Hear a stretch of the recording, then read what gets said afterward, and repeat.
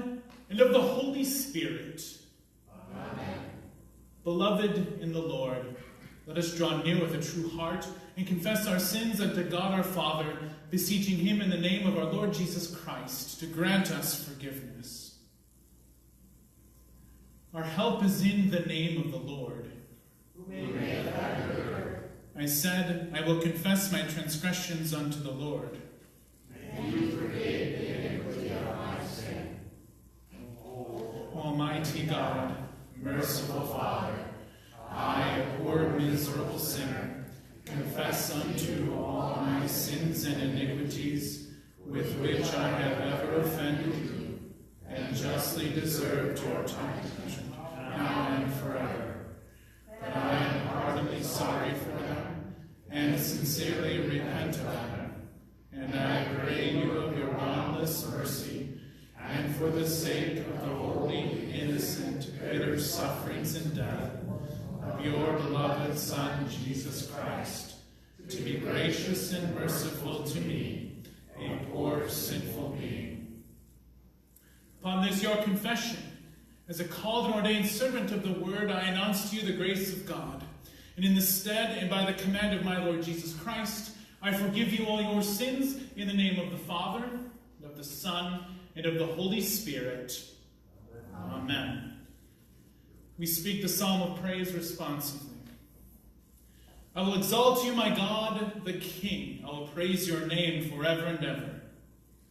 Every day I will praise you and extol your name forever and ever. Great is the Lord, and most worthy of praise. His greatness no one can fathom. One generation will commend your works to another. They will tell of your mighty acts. They will speak of the glorious splendor of your majesty, and I will meditate on your wonderful works. The Lord is gracious and compassionate, Slow to anger and rich in love. The Lord is good to all. He has compassion on all he has made. Glory be to the Father, and to the Son, and to the Holy Spirit, as it was in the beginning, is now, and will be forever. Amen. I will exalt you, my God, the King. I will praise your name forever and ever. Every day I will praise you and extol your name forever and ever.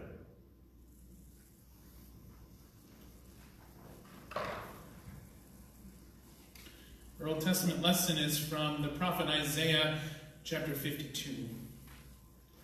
How beautiful on the mountains are the feet of those who bring good news, who proclaim peace, who bring good tidings, who proclaim salvation, who say to Zion, your God reigns. Listen, your watchmen lift up their voices. Together they shout for joy. When the Lord returns to Zion, they will see it with their own eyes. Burst into songs of joy together, you ruins of Jerusalem, for the Lord has comforted his people. He has redeemed Jerusalem. The Lord will lay bare his holy arm in the sight of all the nations, and all the ends of the earth will see the salvation of our God. This is the word of the Lord. Thanks be to God. The epistle lesson is from Romans chapter 10. How then can they call on the one they have not believed in? And how can they believe in the one of whom they have not heard? And how can they hear without someone preaching to them? And how can anyone preach unless they are sent? As it is written, how beautiful are the feet of those who bring good news. But not all the Israelites accepted the good news. For Isaiah says, Lord, who has believed our message? Consequently, faith comes from hearing the message, and the message is heard through the word about Christ.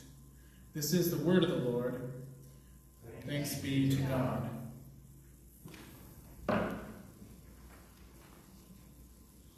The Holy Gospel according to St. John, the 20th chapter.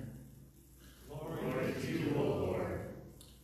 On the evening of that first day of the week, when the disciples were together, with the doors locked for fear of the Jewish leaders, Jesus came and stood among them and said, "Peace be with you."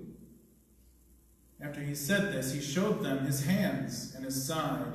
The disciples were overjoyed when they saw the Lord. Again, Jesus said, "Peace be with you. As the Father has sent me, I am sending you." And with that he breathed on them and said, "Receive the Holy Spirit. If you forgive anyone's sins, their sins are forgiven. If you do not forgive them, they are not forgiven." This is the gospel of the Lord. Praise to you, O Christ. Let's join together, having heard God's word in the confession of faith, speaking the Apostles' Creed. I believe in God, the Father Almighty, maker of heaven and earth, and in Jesus Christ, his only Son, our Lord, who was conceived by the Holy Spirit, born of the Virgin Mary, suffered under Pontius Pilate, was crucified, died, and was buried. He descended into hell. The third day he rose again from the dead. He ascended into heaven and sits at the right hand of God the Father Almighty. From thence he will come to judge the living and the dead. I believe in the Holy Spirit, the holy Christian Church, the communion of saints, the forgiveness of sins, the resurrection of the body, and the life everlasting. Amen.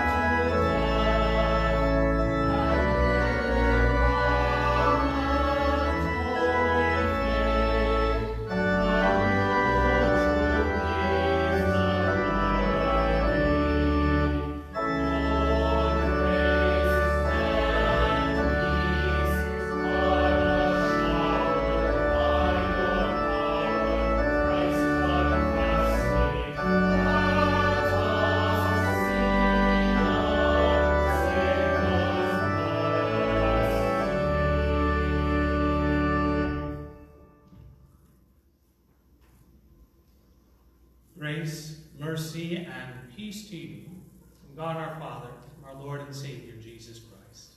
Amen. Hearing these words from the Apostle Paul, Romans chapter 10, verse 15, how beautiful are the feet of those who preach the good news.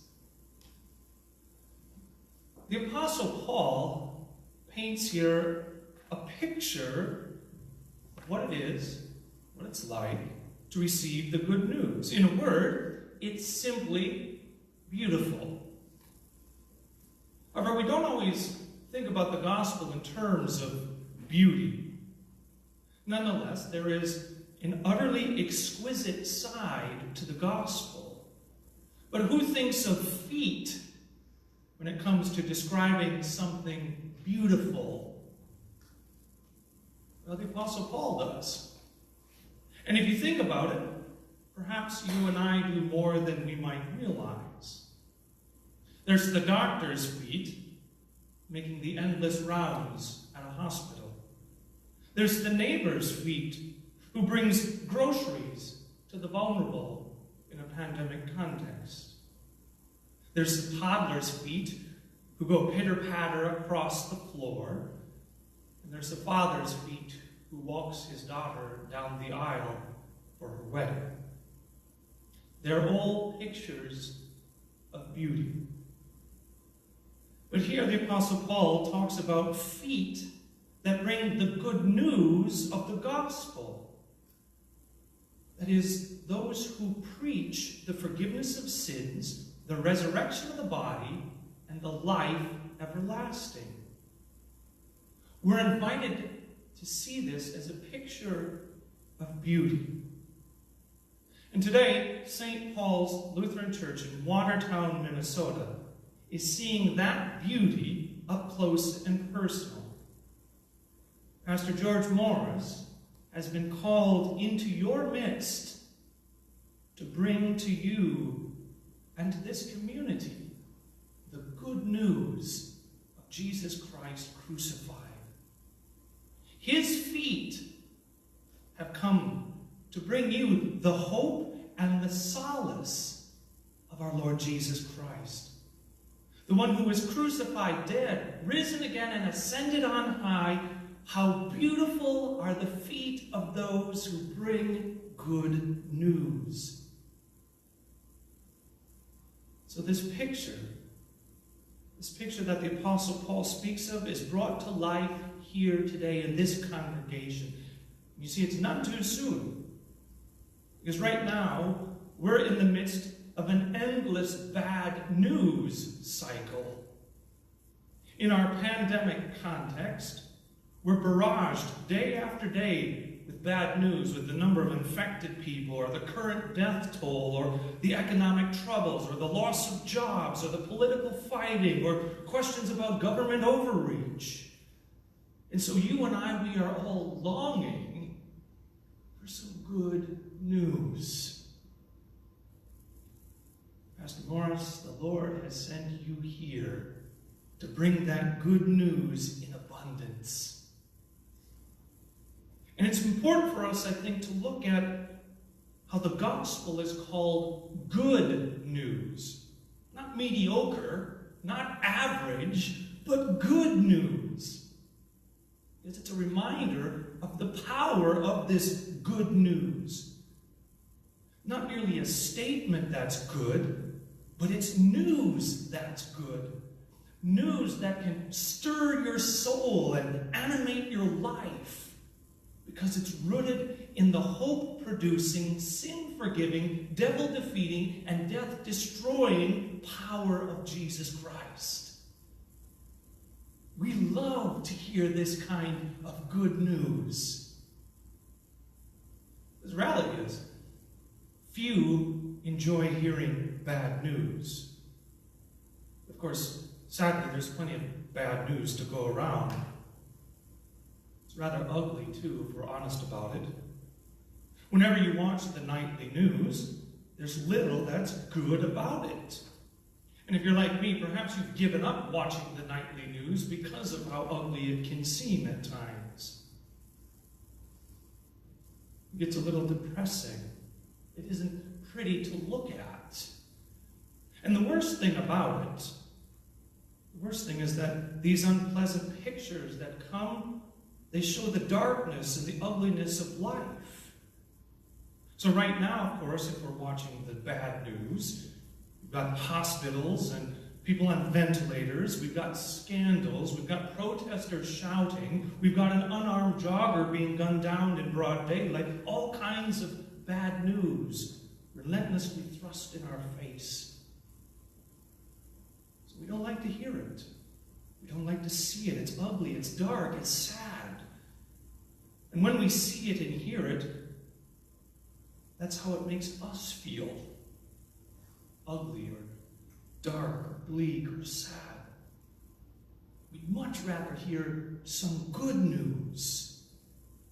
And you see, that's what pastors are to bring, because that's what Christ our Lord brings, good news. And so you, the people of St. Paul Watertown, have called a pastor into your midst who will bring, who will preach, who will teach this good news in abundance.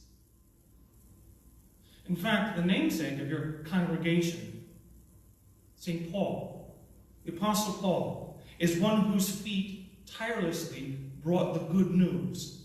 Again, he put it very clearly in that reading from the epistle lesson. He says, faith comes from hearing, and hearing through the word of Christ. And you see, the very word of Christ is what frightened hearts, troubled minds, and burdened consciences need to hear right now. The good news that Jesus Christ will never leave you nor forsake you, despite what it seems like is happening in the world. The good news that in all this uncertainty, we have the promise of Jesus Christ, who will go with us on the good days and the bad days, day in and day out. Pastor Morris, you have been sent here as a good news man. And so never forget the beauty of that good news. Like poetry in motion, let your feet move with the joy of the gospel. And so paint pictures of beauty by proclaiming this word of Christ into the life of your people. Even better, let the good news fill your own life in such a way that it simply overflows into the life of your people. And that means it's important to guard your own soul, to fill it with the word of Christ, to be active in prayer and meditation upon the word, to let the word of Christ dwell in you richly. In other words, let the gospel good news have its way with you, so it simply exudes and comes out into your life with your people. See, like looking at the beauty of a Rembrandt or a Picasso or a Da Vinci, the beauty of the gospel doesn't fade or grow dull. It spreads, its colors deepening and its lines penetrating into your lives and mine. That's the beauty of the good news. How beautiful are the feet of those who preach the good news, of those who bring the good news. The Old Testament lesson, Isaiah spoke about that power and proclaimed it.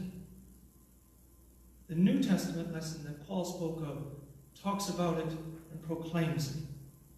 But you see, of course, pastors are not the only ones who can have a word to say about some good news. This is news that your feet, you, the members of St. Paul, can carry to family and to friends, to neighbors and to co-workers who desperately need a word of good news right now. Because you see, you need simply to let your feet walk right into the midst of your daily vocations. And there you can paint a picture or tell a story or sing a song about the good news of Jesus Christ. It doesn't have to be hard. Paul made it simple. You can too. Because you know what it's like to yearn and to long for good news, especially when life seems so heavy and dark. Perhaps that's where some of you might feel you are right now. That you're in desperate need of some good news. Where life might seem like it's a constant heartache, or life is full of constant headaches. Anxiety is weighing you down. It feels dark. There doesn't seem like there's much hope. Or perhaps someone says, well, you just don't measure up. You get put down or made fun of. You've been abused or told that you're good for nothing. And as a result, guilt plagues you and shame taunts you like a constant companion. But you see, I have good news for you. Good news. Just as the resurrected Jesus spoke to his disciples, he speaks to you and I on this day. Those words, peace be with you. He brings those words of good news to you. You see, the beauty of this good news is that it calms anxious hearts. It removes shame and it washes away guilt, and so brings peace. Rembrandt, Picasso, and Da Vinci can't hold a candle to the beauty of this picture. The good news of the gospel means Jesus brings a beauty to life, even in the face of evil. He brings light in the midst of darkness, mercy in the midst of sin, and hope in the face of shame. Because on the cross, Jesus took upon himself and then into himself all of your anxiety, all of your shame, all of your guilt, everything that you've ever suffered or endured, the abuse or the failure, everything that you've encountered, he's took it on himself and then into himself. Through every lash of the whip, through every scorn of the crowd, through every nail in his flesh, he took it upon himself. And then he took it far away from you and buried it in his tomb of death. Never again need it darken your eyes or afflict your soul. Raised from the dead, Jesus has vanquished all guilt. He's taken care of all shame and baptized you into his name in order to bring that peace that passes all understanding. And now all the ugliness of life, all the shame or all the guilt or all the anxiety and the worries, it's removed through our Lord Jesus as far as the east is from the west. Jesus not only takes away your guilt and shame from you, but he wraps you up in his everlasting righteousness, innocence, and blessedness. So if you want to see a picture of beauty, simply see the one that's painted with the brush of holy baptism. Washed by the holy word and the water, in Christ you are God's precious son or daughter.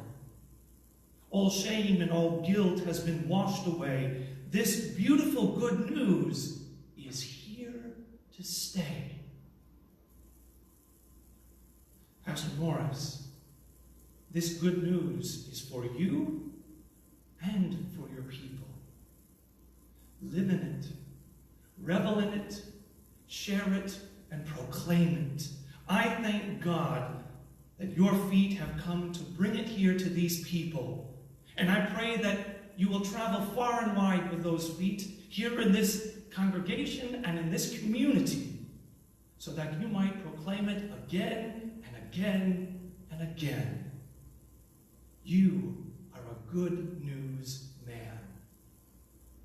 In Jesus' name, amen. Now may the peace that passes all understanding guard your hearts and your minds, and keep them strong in that faith of our Savior Jesus Christ, the life everlasting. Amen.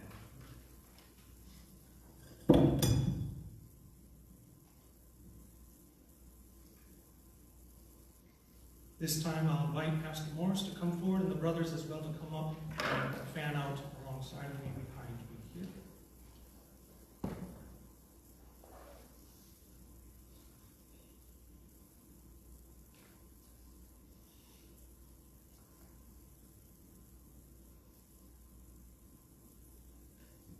Dear brothers and sisters in Christ, through the Church's usual order, the Reverend George W. Morris II has been called by the Lord of the Church to be pastor of St. Paul's Lutheran Church in Watertown, Minnesota. The Lord be with you. And also with you. Let us pray. Merciful God, we humbly implore you to cast the bright beams of your light upon your church, that we, being instructed by the doctrine of the blessed apostles, may walk in the light of your truth and finally attain to the light of everlasting life. Through Jesus Christ, your Son, our Lord, who lives and reigns with you and the Holy Spirit, one God, now and forever. Amen. So hear the Holy Scriptures, what they say concerning the institution of the office of the holy ministry. From Matthew chapter 28. Then Jesus came and spoke to them, saying, All authority has been given to me in heaven and on earth. Go therefore, make disciples of all nations, baptizing them in the name of the Father, and of the Son, and of the Holy Spirit, teaching them to observe all things that I have commanded you. And lo, I am with you always, even to the end of the age. Listen to John chapter 20, verses 21 to 23. Jesus said to them again, Peace be to you. As the Father has sent me, I also send you. And when he had said this, he breathed on them and said to them, Receive the Holy Spirit. If you forgive the sins of any, they are forgiven them. If you retain the sins of any, they are retained. And hear what Holy Scripture says concerning the responsibilities of the office of the holy ministry. From John chapter 21. Jesus said to Simon Peter, Simon, son of John, do you love me more than these? He said to him, Yes, Lord. You know that I love you. He said to him, Feed my lambs. He said to him a second time, Simon, son of John, do you love me? He said to him, Yes, Lord, you know that I love you. He said to him, Tend my sheep. He said to him the third time, Simon, son of John, do you love me? Peter was grieved because he said to him the third time, Do you love me? And he said to him, Lord, you know everything. You know that I love you. Jesus said to him, Feed my sheep.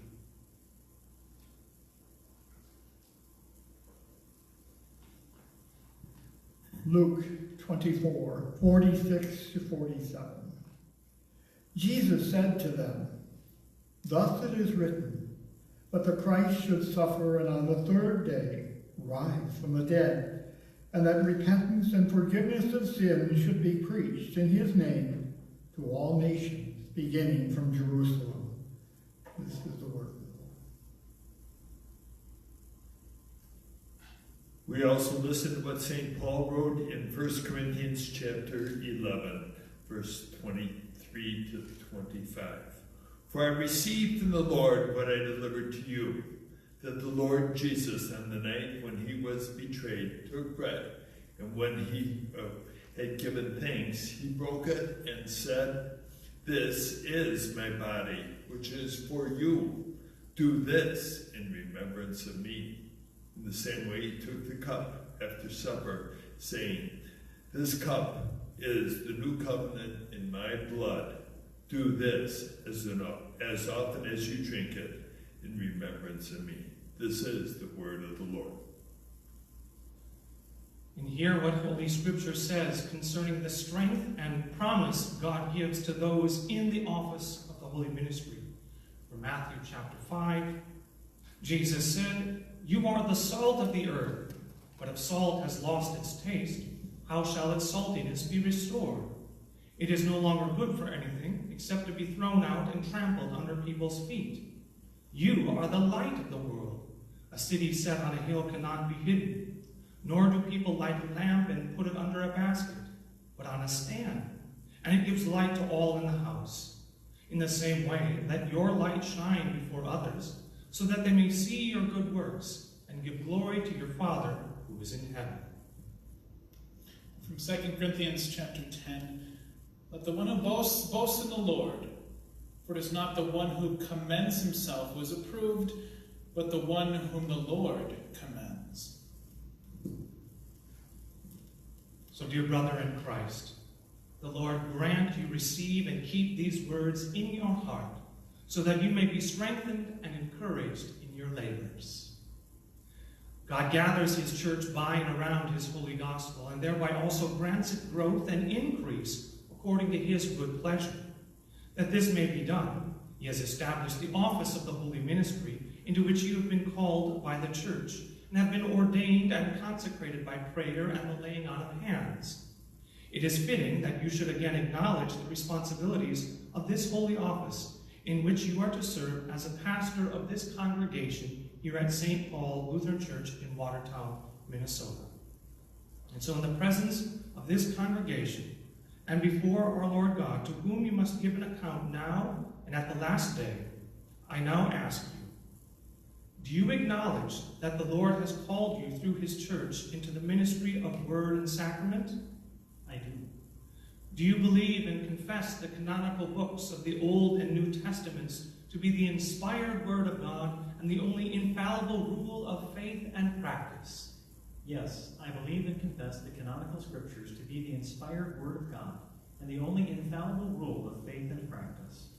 Do you believe and confess the three ecumenical creeds, namely the Apostles', the Nicene, and the Athanasian creeds, as faithful testimonies to the truth of the Holy Scriptures? And do you reject all the errors which they condemn? Yes, I believe and confess the three ecumenical creeds because they are in accord with the word of God. I also reject all the errors they condemn. Do you confess the unaltered Augsburg Confession to be a true exposition of Holy Scripture and a correct exhibition of the doctrine of the Evangelical Lutheran Church? And do you confess that the Apology of the Augsburg Confession, the small and large catechisms of Martin Luther, the small called articles, the treatise of the power and primacy of the Pope, and the Formula of Concord, as these are contained in the Book of Concord, are also in agreement with this one scriptural faith? Yes, I make these confessions my own because they are in accord with the word of God. And do you promise that you will perform the duties of your office in accordance with these confessions, and that all your preaching and teaching and your administration of the sacraments will be in conformity with Holy Scripture and with these confessions? Yes, I promise with the help of God. Will you faithfully instruct both young and old in the chief articles of Christian doctrine? Will you forgive the sins of those who repent? And will you promise never to divulge the sins confessed to you? Will you minister faithfully to the sick and dying? And will you demonstrate to the church a constant and ready ministry centered in the gospel? Will you admonish and encourage the people to a lively confidence in Christ and in holy living? Yes, I will with the help of God. Finally, will you adorn and honor the office of the holy ministry with a holy life? Will you be diligent in the study of Holy Scripture and the confessions? And will you be constant in prayer for those under your pastoral care? I will, the Lord helping me through the power and grace of his Holy Spirit. Beloved in the Lord, Holy Scripture says, obey your leaders and submit to their authority. They keep watch over you as men who must give an account. Obey them so that their work will be a joy, not a burden, for that would be of no advantage to you. From Hebrews chapter 13. So you have heard the solemn promise of him called to be your pastor. Will you receive him? Show him that love, honor, and obedience in the Lord that you owe to the shepherd and teacher placed over you by our Lord Jesus Christ? And will you support him by your gifts and pray for him always that in his labors he may retain a cheerful spirit and that his ministry among you may be abundantly blessed? If so, then answer together, we will with the help of God. We will with the help of God. Will you honor and uphold your pastor as he serves Christ in all his God-pleasing responsibility? Will you aid him as he cares for his family and extended family? Will you be diligent to put the best construction on everything, recognizing that love covers a multitude of sins? If so, then answer, we will with the help of God. We will with the help of God. The Almighty and most merciful God strengthen and assist you always. So, Pastor Morris, are you willing and ready to assume this public trust and responsibility? I am. George Morris, I install you as pastor of St. Paul's Lutheran Church in the name of the Father, and of the Son, and of the Holy Spirit. Amen. Now may the God of peace, who brought again from the dead our Lord Jesus, the great shepherd of the sheep, by the blood of the eternal covenant, equip you with everything good, that you may do his will, working in you that which is pleasing in his sight, through Jesus Christ, to whom be glory forever and ever. Amen. Let us pray. Merciful God and Father, you have graciously promised that through the preaching of the crucified Christ, those who believe in him will be saved. By your Holy Spirit, grant grace to Pastor Morris, whom you have given to be a pastor of this congregation. Grant him readiness and steadfastness in this ministry, patience, understanding, and great zeal.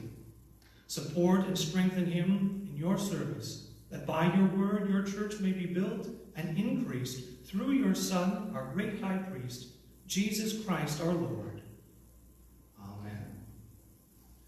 Go therefore and be a shepherd of the Good Shepherd's flock.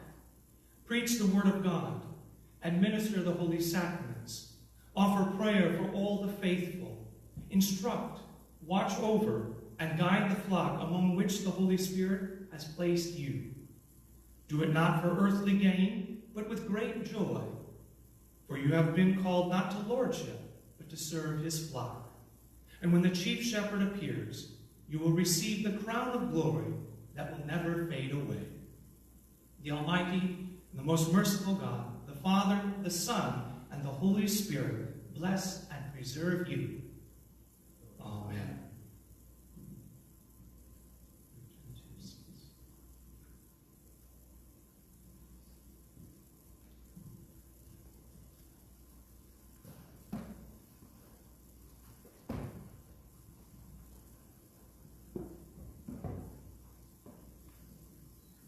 I invite you to stand for a response. Let us pray. For the joy of this day, for the joy of eternal life in Christ, our Lord, for the joy of service together as the people of your new covenant, O God, Lord, we thank you for the spiritual gifts that you give to your holy church, and for the love that uses them in serving the common good. Lord, we thank you for the pastoral ministry that you give to your church, and for men whom you qualify for your service. Lord, we thank you for pure doctrine and a life worthy of our calling on the cross and resurrection of your Son, Jesus Christ. Lord, we thank you for growth in your word, for thankful appreciation of the sacraments, and the life-giving forgiveness and eternal life they bring to us. Lord, we thank you for the blessings of being united to Christ Jesus through the Holy Spirit in this congregation. Lord, we thank you. Amen. Together we now pray the prayer you yourself have taught us. Our Father, who art in heaven, hallowed be thy name. Thy kingdom come, thy will be done, on earth as it is in heaven. Give us this day our daily bread, and forgive us our trespasses, as we forgive those who trespass against us. And lead us not into temptation, but deliver us from evil. For thine is the kingdom, and the power, and the glory, forever and ever. Amen. And now the Lord bless you and keep you. The Lord make his face shine on you and be gracious to you. The Lord look upon you with his favor and give you his peace. Amen. I invite you to be seated as we sing our recessional hymn, Lift High the Cross.